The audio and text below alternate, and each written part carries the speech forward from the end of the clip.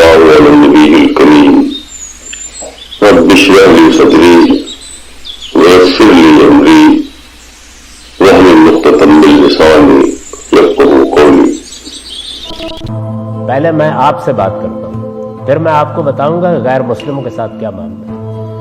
صرف ایک بات اپنے سامنے رکھیں، اس دنیا میں اس وقت 10 نہیں 20 نہیں کروڑوں کتابیں موجود ہیں، اور 1-2 نہیں، دنیا میں بے شمار اہل علم پیدا ہوئے، ہر فن کے ماہرین پیدا ہوئے۔ میں پوری ذمہ داری سے یہ بات کر رہا ہوں، میں فلسفے کا، تاریخ کا، مذہبیات کا طالب علم، میں نے دنیا بھر کا ادب پڑھا ہے۔ میں آپ سے عرض کرتا ہوں کہ کسی کتاب اور کسی شخص کی عمر 100 سال سے بھی زیادہ نہیں ہوئی۔ جانتے ہیں اس کا مطلب کیا ہے؟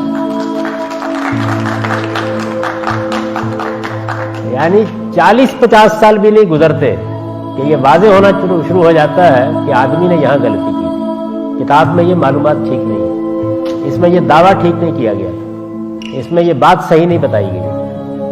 یعنی 50 سال بھی نہیں گزرتے۔ دیکھیے، میں استخفاف کی بات نہیں کر رہا، آپ کسی کو پڑھ لیجیے، بھائی نیوٹن پر 100 سال بھی نہیں گزرے تھے کہ اس کا بنایا ہوا کسر مسمار ہونا شروع ہو گیا۔ سائنس کی مثال لے لیجیے، علامہ اقبال نے اپنے جو خطبات لکھے ہیں وہ بڑے لوگوں میں سے ہیں، یہ 1928 کے قریب خطبات دیے ہیں انہوں نے۔ میرے ساتھ آ کے مل کے پڑھ لیجیے، آپ کو معلوم ہو جائے گا کیا کیا چیزیں غلط ہو گئی، کن کن چیزوں کے بارے میں معلومات میں نقص تھا، کیا چیزیں جن پر تنقید ہو گئی۔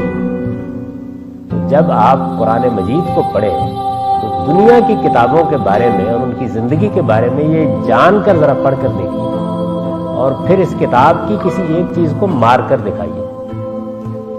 اس کا حرف حرف آپ کو بتا دے گا کہ یہ زندہ جاوید کتاب ہے، یہ 14 صدیوں سے، تھوڑی دیر کے لیے بھول جائیے کہ یہ خدا کی کتاب ہے، یعنی عرب کے ایک صحرا نشین کی لکھی ہوئی کتاب مان کے ذرا پڑھ کے دیکھیے کہ دنیا کے اندر پچھلی 3 صدیوں میں علمی انقلاب برپا ہو گیا، پرانا علم مر گیا، وفات پا گیا، یہ کتاب کھڑی ہے، اور یہ کتاب حرف حرف کے ساتھ کھڑی ہے، یہ کتاب اس شان کے ساتھ کھڑی ہے کہ اس کا کوئی ایک شوشہ اپنی جگہ سے ٹالا نہیں جا سکتا۔